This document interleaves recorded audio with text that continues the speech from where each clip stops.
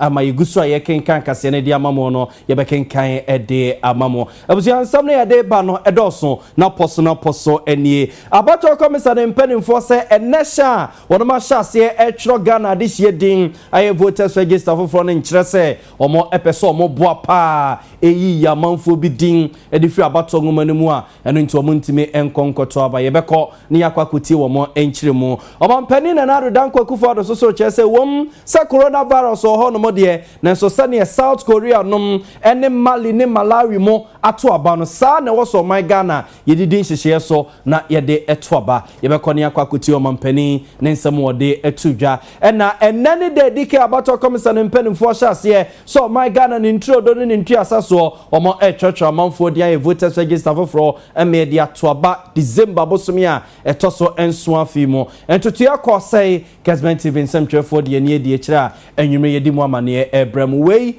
ani afoforo pi ani akekesi ne se kasia ba bia wo bia no yede eba besomo mede ne nsesan na ya bo mali bia boga sedankoma production team a eba mi chidoma nwumre ma ba bia wo bia yeba ne aba besomo abusua pa ko ja bi tira so na nsam nkyiremu yemfa emrem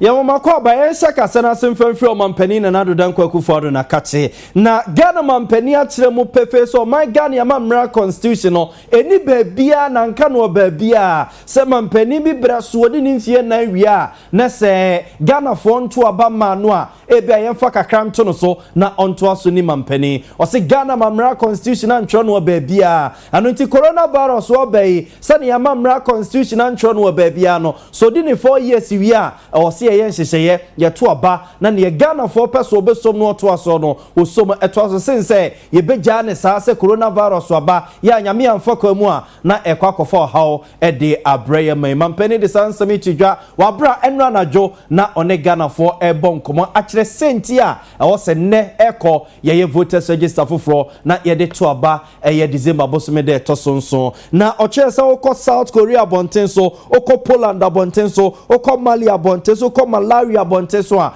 coronavirus o hono de na so man na aye hyehye e di doctor for nsem so a wonoma ato aba eyi o mampani ya enei o man no eguso a wo mo eto o mo hyehye so enti sa na wo se Ghana so ye no na ye di a doctor for hyehye chi na biem so no ye hyehye benam so ama ya to aba enko yese bia na yakwasi broni friend say constitutional crisis no ebi ba be sore e wo ye man mo mampani nsem o de tudwa enie.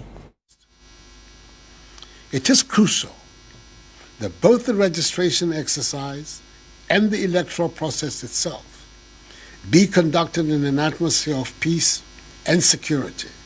devoid of intimidation and violence. The Ghanaian people must go about the exercise of their civic duties in peace and in freedom. The security agencies have assured me that they have made adequate preparations for this and to guarantee the sanctity of the process. They have assured me of their determination to carry out their duties without fear or favor.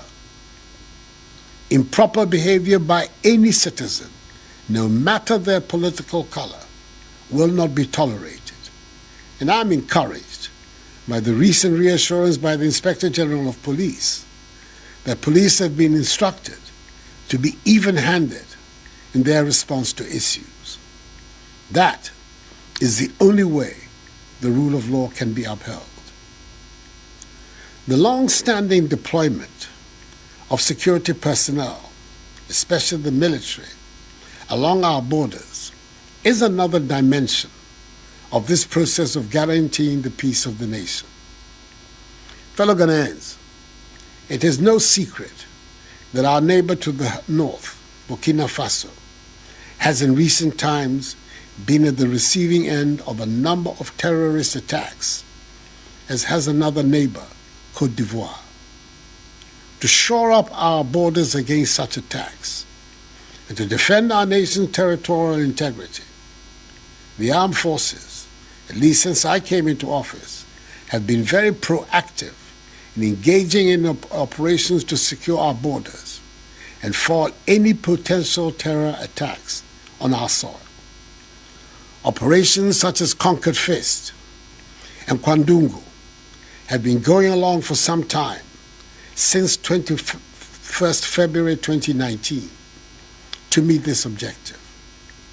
Deployments of soldiers in areas along our borders have been regular, and residents living in border towns will bear testimony to this. Again, in the fight against COVID-19, I took the decision on Saturday, the 21st of March, to close all our borders by land, air, and sea. To ensure substantial compliance with this directive and to assist personnel of the Immigration Service, our eastern, western, and northern borders. Abzamon fanchen se dru ba bi na kasa na etwetwese ni nyina eye abafu nimde kwa so ye didi dwuma ene dru ba bia na akwa bibia ho no mfanche pa na nso ni nyina mu na mampani ka kirem ne entia wose ye voters register foforo ne de to aba December bosom ne de to sonson afimo na nkofa ne yakosi broni efa ne se constitutional crisis amre yen wa bra ye betena ho no mo ne de ensase e dem refu matwitwi yani se coronavirus akwa bi se na kai kwabana na ntia ba enti ne ye ja ne sa ne ebedru 2021 7 January no a woso de na adwuma to ho no no na hwan na eba beto aso wa bra constitution so anka no ba bia se obetimi di kakra de asoso enu nti na me ho akwako hia se ewom se coronavirus ho no modie nenso ye dia doctor fo nhye so na ye voters register na ye de eto aba na nemu na abato komisa ne mpanin fo so de aba betu gya se ene de a o ma sha se ye voters register fo na nkyere se o mo peso o mo fa nkyere kese ene frakada ne kwakwa nansi agudie bi so eyi ya manfo din e di free voters register ni mo ma me Jane Mensa wono ene hwa abato komisa ne so eno de sansa metu gya no ye ne se wom se ansa no mo ba be sha se ene ne mentemu asi pi ne sorry ye de passport ne eko ye de Ghana card ne eko aha yenko for birth cert meka ho na old voter ID card no kra yen sanfa nka ho yes there be eko supreme court for ebu asem no ma se de ye de passport de Ghana card ne eko wose ye no nkyere se abato komisa ne pese wo boa pa no yi nkrofo bi din e de free voters register no mo ne nyina yes ye benya Ghana for krojen na ya twere edin e de akọ abato ngoma no mo ne ye gina so e de ato aba odom for ya aduma December bosome ne da etoso ensu no mo eno anwumre ena ma me Jane Mensa ne nsemtwefo about my kakra or de sanche mu we emai. I'd like to assure all of you that as a commission, our rationale for compiling a new register is not to disenfranchise any eligible voter. On the contrary, it is to ensure that all our citizens who qualify are afforded the opportunity to register and cast their votes. The Commission is of the view that only eligible citizens should have the right to determine who governs and leads our dear nation. And we are determined to ensure that no one is left behind. We deem it necessary to assure you that our decisions and actions are taken without fear or favor and without recourse to any individual or group of persons. We have a duty to our citizens to ensure that only the will of the people stands. I urge all Ghanaians to move forward with the Commission in implementing the ruling of the court. And indeed, this is the moment for all of us to move forward. It is time for us to turn our energies towards the exercise of registering voters. Let us join hands together, notwithstanding our differences, to ensure that every Ghanaian, every deserving Ghanaian enti oba penny oda my Ghana abato komisa no ma me Jane Mensa ne yete ne kan ni nyina eye enhyehye abato komisa ne penny for de egu akwamo ya enedai ahyase wo my Ghana ne introdo ne ntwi asemu a ye twetwe o ma di mfie du nwotwe woni how bia wona dwene mo na fini kekawa bi ne ho na ne din akọ voters register mu na yagye atum ne de ato aba December bosome de to so nso afi mu nti ho anamo ene ho nhyehyɛ na mo de agu akwam na ma meje mensa no anajo ono nsamtwefo tu man ya boye na okyekire mu de kire no na ene de ye odomfo ya adom ketrema dabo dwe moje die mafusa ne yanti atenkabo ne bia ehya ase wo my Ghana fa na nyina no Kessben TV nsamtwefo de ani die kire eye ne se yenkoi ne yenkofi ye ni kotwa wi se ehuneti asantemo ho sanhyehye no a abato komisa ne mpanimfo digu akwam na ekosa ne omo si hyehye no omo mfidie ne kra no eye adwuma se ne omo si pese na be ye adwuma no ana ena ye no so ye call no makwa chwechwedin ne kwasibro ne fo ne se social distancing ene shall nose mask na wo horo wonsa hand sanitizer ne tissue sem ye adwuma na Kessben TV nsentwefo namu a ene ne Kumasi Metropolitan Assembly mayor osesi bentwi ekobo mpunumpubo tu mai kakra ena ohyebose na fam dia bia wo so ye ema registration exercise Kumasi ekoboko bambo ekoye no obeye dodo Dede kan ya abatoɔ asɔyɛ no wɔn mabie abatoɔ ngoma ni wɔn mo kyerɛ sɛ obi ankɔ na wɔn kɔ twere ne din ɛwɔ na abatoɔ mpɛsua so na atimi aboa ama mfiempinu ne aduonu abatoɔ yɛ de anim no wɔn mo nyina atimi anya akonya akɔto bie ne sɛ ntie wo ba asante mantem mo amia hodoɔ pii no a yɛ to aba no deɛ kamia yɛ sɛ wɔn mabie ngoma ni mo ma hyɛ sɛ yɛ wɔn atwetwere amanfo dini na penipa ya ono na da Kumasi kuropon badwana no onimanyamfo osai asibe entwi wo ba pro ekomia hodo bi ewo enhia yeso abato mpasua so kokohwe se de adwumadin esi ekoro na niam hodo pii no aye okokoto ye ne de wo kire mu kakra ekire nsamtwerefo. I will say Masede as a Metropolitan Chief Executive and national activity shase so me call rounds na me ko one the security of the area to say na afi mesahwe about the social distancing rule, how the people are complying na masahwe emwa ebetimi de aboa yisi wadwuma na oye no mu yisi e kan yisi a omo independent body a omo ye omadwuma na so mre bia ombeba waso ye a omba be ye adwuma bia no it becomes the responsibility of the administrative district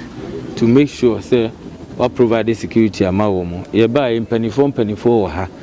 nti ebehu say ye boa na ye de nkonya bre wo mo no mutimi yisu ni nyina nti ene ye ba yi na so bia yakobia no de metima kan say bedika yada yisifo na ewon hyehyeye a mo de agu akwam eno chi wasasere obi ase obi anko na wonko twere ne din ne se etena ho twen ade ba betia me awi anse na nipa akakoba ape so ebere no ani enti obi anya de wo ye no wonko twere ne din na etimi aboa ama yetimi ato aba efutu am de be ma wo ne se movement plan eba ha 6 days ebe se move akoba be foforo enti se o tifie no ayi wadwen se o twen last minute a mesrew emwa o se no efri nne ekosi the 6 days no and the area have na na yemodia it in advance call rounds near announcement and you know Brunisi make his was the sunshine this ne any obre ti ne ne so be register the best obi as obi am register see ya ene abeye nhye se ye card foforo so ya wa me card ni bia afi be do a obekọ bank na ope card dia koye adwuma nya dia benya bi ti best so obi biara wo fi na wutie mi no you can voters register and as a voters registration wo asankran your responsibility is to get registered so who register we ma wakonya ma otimi to aba afi esa be ye card kesi a edi ho dance asa wo ko bank kura na bank pay card a wo de ma mo anu maji no mu use eno achire Kessben TV nsɛmtwɛfo ye to ya pro bono so ekopia fijasia sokoria baton pesia so ye namu ompesua no so a enamraso gani o womraso gefie ma de so mo fijasia sokore abaton pesia so doctor na you are free ye ono so ye ne ko bompu no mpu a ye ne bo to mic kakra so ono so anantim registration exercise ye ne day 1 fijasia sokore ntoto ya wonuma ye wo hu no seni sentence no eye maku du enne na electoral commission wono ene hwe eye Ghana battle so no omahwe ase etweretwere manfo din sebe ya emra ebe ma ho kwan ama watimi akwakoto aba eye 2020 general election edi enimu abra ye mprobo no edi kopie eye afigase asokore constituency no ye hu se bibia ekoso 20 na registration centers no eye makomaku du e wo mpotem ho abra ye nya kwan na ye ne district EC officer ayekasa no Mr NS Adoma Bafo wo kirim se bibia edide na kwam PPE social distance machine sha ye friend eye gan na ye de hwe wo maso he o temperature no ni nyina atimi aba bibia enha adwene na wasa kirim a eye community nurses for ena ehwe se bibia wo temperature nyoma esefata se nipa obegina hono ma e wo se wo mu eye ma ansa na watimi akwakwatwere odi no etimi ye de ekoso MP a wada eye mansina no eye doctor na UFE Kessben TV enya akwani ni share na ebisa ne se abra wo bonto ane sei no so huye wo kire mu se bibia eda na kwan biometric machine no we ni ade edika ya hu se ekontem pa sa wonya akwatena se achakura eye 4 minutes no ma your card no mu da hye wonsem na watimi akofie na wo twen se 2020 abato no ubetimi akwakotobe doctor normally many of the polling centers numbers were around 50. So I started quite slow, but they good, especially first day. Limited registrations are young in the past. Because the echo of we are new voter register area. Now your percentage may be 40, 50 since Anopano. You see, within 3 hours maybe. For the start. We are social police, especially the coronavirus. Young man for social distancing. The president, the Ghana register, West Africa register, and I Ghana need be 18 years. I was able to be a patrol with you. So it's a only meet. I'm a patrol. And yeah, I deal with so patrol with you. Patrol with you now. Only 8. I'll be new. Compared to Manasa, we are biometric. So, because I said, with the 18, I will be 15, and that's all for here, 60 years, only years or so, with the 57 years, with the 60 potential. It will be fun of branding.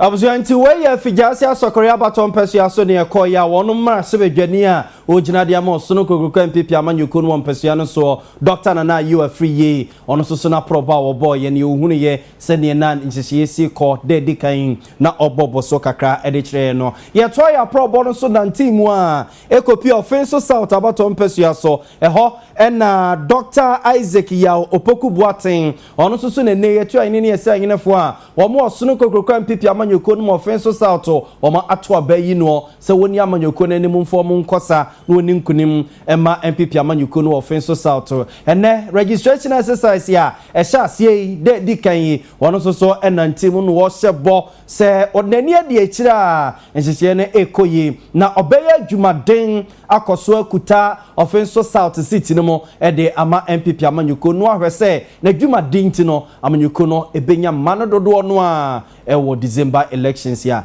yeto na fi no ya be the new register ya ye be to about 2020 Mr. Offensuni babia owo babia se de minim se COVID-19 mo am wa brochire de ebia ni manimu ya no munya kwan ma na obi owo babia so won kran so what tema so what kaswa so what takrade so what tamale so what boliga baby a wo bia mesre so be ba offense no ba betro odin ye hunu se offense ye doso obia betro ni din no ato naba e de amana na do dankwa ekufuado the new patriotic party na afie botaya e da offense man enyina ye nim ene se ye percentage increase no ye be ba offense on ye be pese e be sene constituency bia edie se ya ntro ye din a entumi nya kwanya no na ye nto aba timisra mo obia mra na o metro ne din na ne din mra register na e wo offense no emu na ye hunu nipa dodo a ye wo ho na etumi de agina so e de ato aba na de etumi pagya na adodankwa ama no asan afro abenwa no ebiemu 2020 e registration no Abuzuanti we your penny a wo gina dia mo so no kokoko MPP amanyuko no offense south abaton pesu so Dr. Isaac Yao Opoku Boaten ena yetene kan ni nyina ye na desre a wode eto anadese anim offense south baby a wo bia we so your mamba pa obrɛ no ani so obɛkyerɛ o mamba pa sɛde a ɛwɔ sɛ woyɛ ɛde boa ma ɔman kyekyere yɛ kabi ma menka bi amamu etumpone nti we nkyemu a Dr. Isaac ya opokubo aten ɛde ɛma yɛ nɛ de dikan a Electoral Commission impeding for voters register for one more ayo my Ghana probo kakra Kessben TV nsɛmtwerɛ for ye boy ye eno no ye da ye ho etwesi kakra ba na ye ba se o my Ghana ye coronavirus cases no apagye ne mu pa ye kwaba na ye de mu nkyeremu abrɛmo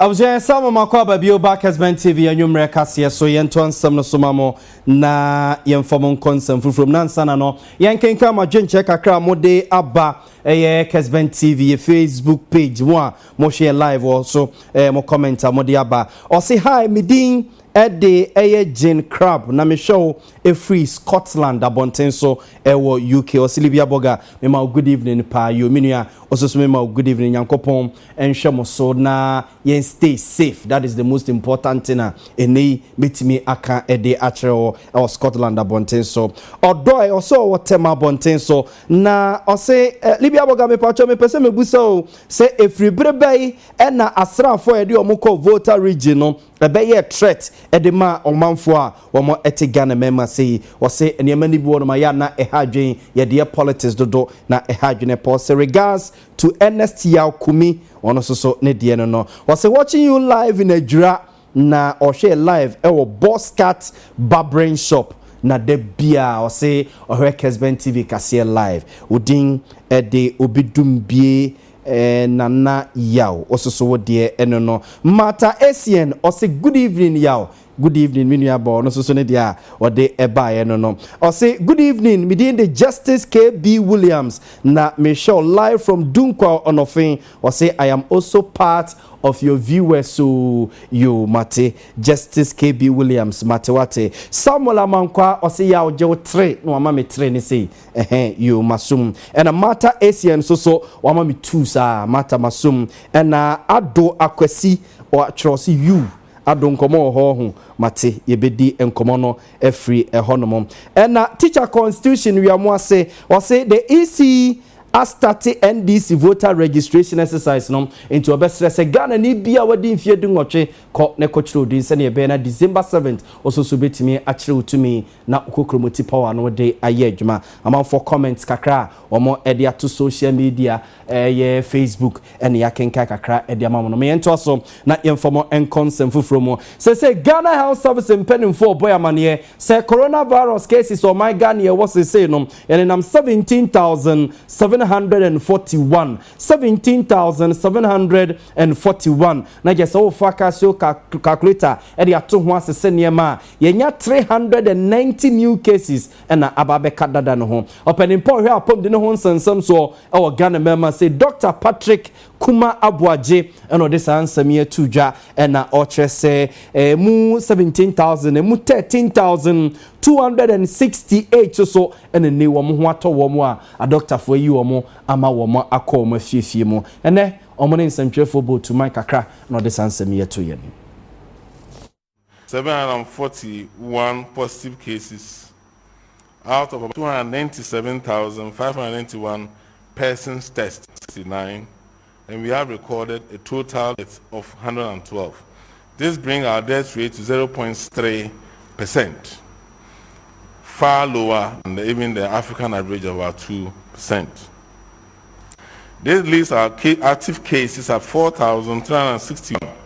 and these are people being managed at our treatment sites, isolation centers, and some under home management based on your situation. We have 4 people on ventilator.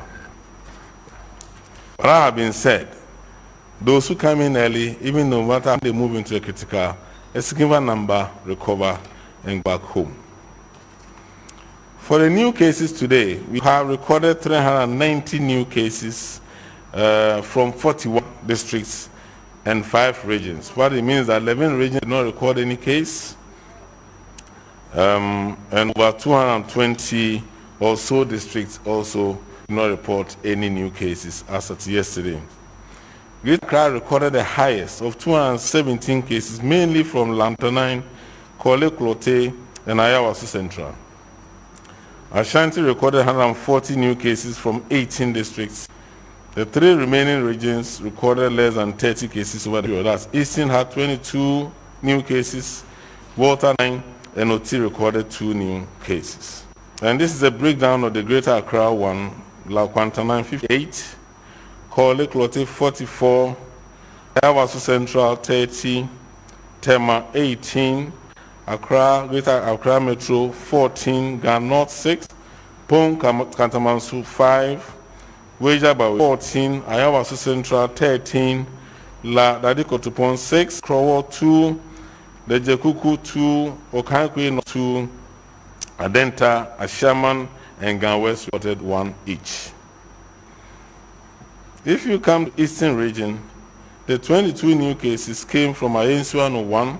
Ekuapem North 1, and Kwawu West. That's the Senko area 17. Western region had no case. Upper West, no case. Volta had 9 from Ho, Pando, and Hohoi. That's 5 from Hohoi, 3 from Pando, and 1 from Ho. Of the 140 cases from Ashanti, Kumasi Metro recorded 50 of them, Ufolukrum 6, Obuasi 9, Obuasi and Obuasi East 3, Asukwa 2, and so forth. There are just a few. Apart from Asante Akim, South recorded 10 new cases. OT recorded 2 from Kwantu South. This brought the total number to 390. What it means is that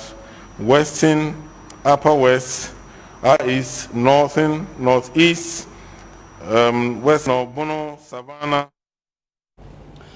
I was going to weigh a Dr. Penny or help him, didn't want some so Dr. Patrick Kumabwaje and yeten can weigh in Chimwane or de Emma Yemra nominates and Jeffo Butu Mike Accra. Na Brano San your mobile money me won't be jina or coronavirus, a copana 19 in Sensimuno. Says your my Ghana cases no, and I'm 17,741. 17,741 and only cases are say you kutamu you guswa. Na just okay can you see any active cases pano 4,361 4,361 and na imube 24 and no more DNA severe ebi wo ventilators ne ade so 24 cases and no more no more severe conditions ebi wo University of Ghana Medical Center ebi wo Ga East nom and other places a doctor for hwe wonum nti ese twede amponya nkrompon a osaya de ma doctor for je hu sekadie so won koso a na onkwekura kakra sa yento aso ne amfom free apomde no wonsensemo na yenko engomasuamu na Ashanti Regional Minister Honorable Simon Osemensa na Emmanuel omoko free SHS no a enei womobobo mo akwakochiro wase exams ya enu nti yasa mo mako school mo otu ono mo for so mo sua de ye na wase exams no omo enkotwa ensho mampani na do danko akufo ado animonyam ode sansa me tudwa wabre ne na oya mamre ne amane ene esuku abrosan mo no chia wa abanyesie e Kumasi Secondary Technical School a etweniti aka ne se KSTS na obiano ene wosre nkwada no se omunyire omuhunsia de papa se ne beye na wasi no won bete ne te na mampani na do danko akufo ado ahye na animonyam Asante mantem so afo no monyamfo Simon Osemensa e de afutu e de akwama asuafo ya sese wonom eboabo ho akotwere won so hwetwato okora mekire wonom mo ekọ Free Senior High School yibie na eno e na wotu wonfo no wo kire se bredu se wonom timi boa na sika twitwiri ya Ghana mampani e de ahye nwomasuamu no eso etimi bamfaso eno nti se so be bamfaso de na wonom so hwe yo boabo ho akotwere no wonom hwe se wo metimi atwere ne yie pa na wo metimi atwa na moroso na de se de ahye wo manyafo no mu ma amayehu sesika no ye de ebo wo ho bra no eso abamfaso onomanyamfo de safutue ema wonom ebre ne de ni omu etwa homemu a suku dan kese ye wonom asi ede ma Kumasi Secondary Technical mekire KSTS no na wonom ebui ano na otu wonfo no sei ene oka no nana adodanko akufo ado ene Ghana fo true free SHS no ayo madom ebi ho no mo a 7 enye Free Senior High School na kontimi enko school ne nti ɛsrɛ mo wɔn nso adeɛ wɔn bɛtumi ayɛ nom de ada na n'ado ase ɛne Ghanafoɔ a yɛdɔm sika yɛ ne nyinaa ase ne sɛ wɔn nyere wɔn ho nsua deɛ na wɔn mpaase wɔn nsɔhwɛ no sɛnea ɛbɛn wɔn bɛtumi atoa so akɔ wɔn anim ɛno na Ghanafoɔ ɛbɛhu sɛ yes adeɛ a wɔn mpanin ɛde Ghana sika yɛ ɛso aba mfɔso ama yɛ nti ɛsrɛ wɔn sɛ adwuma no nyinaa bɛhyɛ wɔn nsa wɔn nyere wɔn ho nsua deɛ na wɔn mpaase daakye wɔn a na ɛba bɛdi wɔn ayɛ anim sɛ yɛyi ni hɔ a wɔn na bɛba abɛto adwuma bi a yɛdi so to wɔn nyere wɔn ho nsua deɛ ɛno akyi ɛna wɔsa ɛde afutuo ɛma contractors yɛ ɛtaade ɔman adwumadi ɛhyɛ wɔn nsa sɛ wɔn mmɔ mmɔden ase ɛma wɔn adwuma se wɔtumi ayɛ ama wɔn nsa no ayɛ fɛ na ɛtumi aboa ama ɛmfaso aba ɛka no ayɛ bɔ no wɔ adansie ho no nokure ni ɔbaa asantemantam mu ne de adwumadi a wɔn de abrɛ no mani so mpuntu dwuma wɔn de abrɛ no mani so wɔyɛ asantemantam nko ano yɛnya educational infrastructure only senior high school first cycle no nka ho 175 projects na projects adults a dodo na contractors no so adwuma a wɔn yɛ no ɛyɛ adwuma a ɛsɔ ani yɛbɛsrɛ contractors na aka ne nyinaa so mu nsua wɔn nuanom a wɔn yɛ adwuma no yie na wɔn nso nyɛ wɔn adwuma no na yɛntumi nwie kenu nyambo enuru bɛ September no na nka covid yi abra se kɛse a na yɛbɛsan akɔ school a na nka saa structures wɔ nyinaa yɛtumi awie ate nsa firi ho ɛno akyi ɛna owura Haruna Ɔpɔn Boaten wɔno na yɛ kyerɛkyerɛfoɔ panyin ɛde ma Kumasi Secondary Technical School KSTS wɔno nso kyerɛ sɛ ɛdan yi asɛsi aban ɛtima bɛhyia ma wɔnom no deɛ aboa wɔnom pa yi yɛhoyehia bebree no a ɛna ɛde ɛfiri wɔn so a serious challenge because my students to enroll we can't enroll obi aso pay school this year I'm going 37,000 students selected here and we couldn't enroll even 2,000. So it's a big challenge. So this one is going to solve most of our infrastructure needs, and we will end the double track system with this project. Asante Mantemo Swafo Munyanfo. I was going to wear the Ashanti Regional Minister Honorable Simon Osemen said never ya mamreni amani na Kumasi Senior High Technical School Trinitia efeni say KSTS so mabro Simon Ochiawa wono masidi ama wo na wo bia no otu nkwada no fo so mo ma desua awunya wo pa wase exams no mo kwa akotro no wo enhye mampani animonyam e de afisem no bekonkon ha sei na yetwasi kakra ba ne ba ye dem bekodwa so ne akorensem kakra asisi wo my Ghana ye dwa hodom na mo comment kakra mo de aba Facebook no a osimidin de Reko Edward na I am watching you live from Holland. Osi yaw mesre wada se eya wo beye news say ya eya fo ni hwe odo to be constituency emayen na it is one of the poorest constituency in Ashanti region. Inti yaw mesre se obeye se adwuma na ediama me yominua meye ediama ododo erade ne meboafo commenter kan ye twasi aba ye beba be kenkan ni nyina mamo.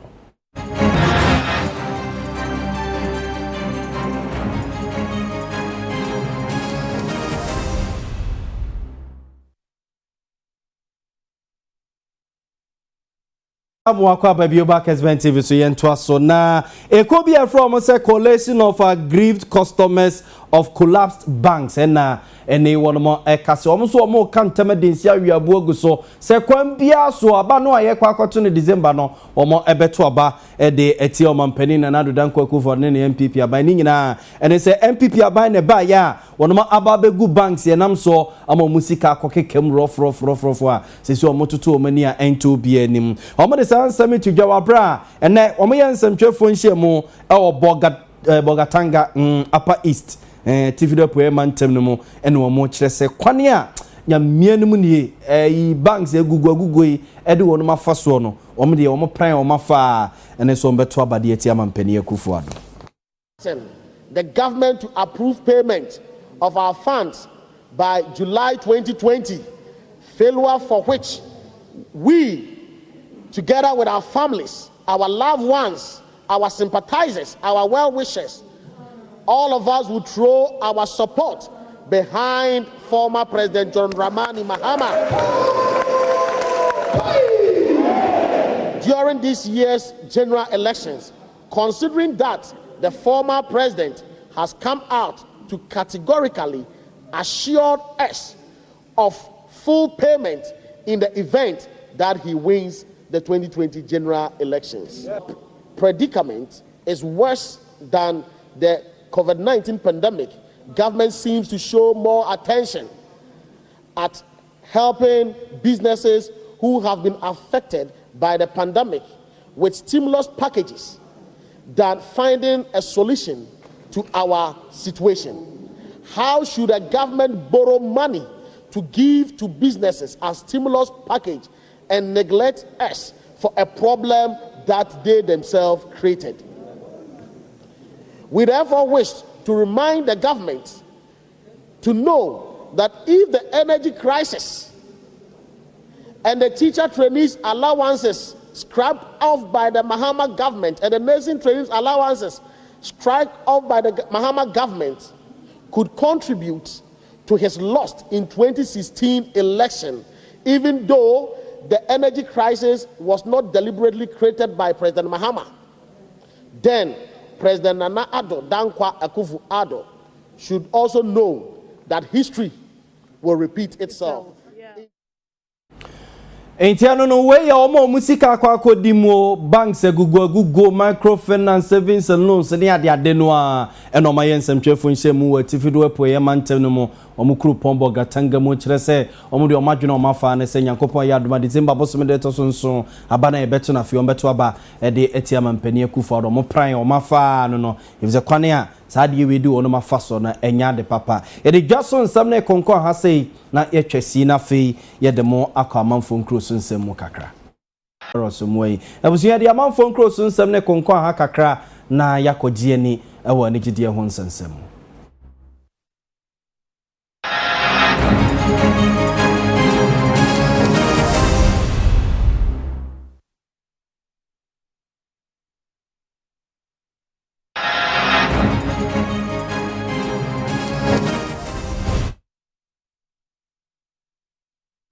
Anigide won sensem ye demo chance ye de free or comfort kwa de ne sensem ne mu a ne minua Pastor Lord Kenya monitor ye nua comfort kwa de nye ne bisi obodam bisi chese nsem ne bebrebe na nsem wo no no ebemre kakra ne de na ye ama me kai kra se na num wo no mo me na mua efumeso ho no mo baabi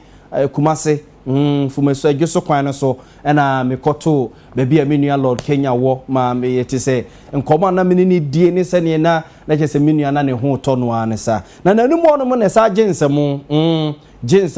tina fe na akwa se oboafo no wan emu an yeti se ni nua Pastor Lord Kenya tutu America ko ho no mo ama wakwa kosusomu kakra asese de na chese okomfo kwa de yeti asempa se ne ho to ne ba na enumu ne yatie se Lord Kenya saade no okoye ye no a ene saamwa no de komo okomfo kwa de no enam so mo okomfo kwa de abusuafo ese kwan bia so Lord Kenya omo besiu no court se saaso ogu abusua nanim asese abusua na to okomfo kwa de asawramu a wo emfi no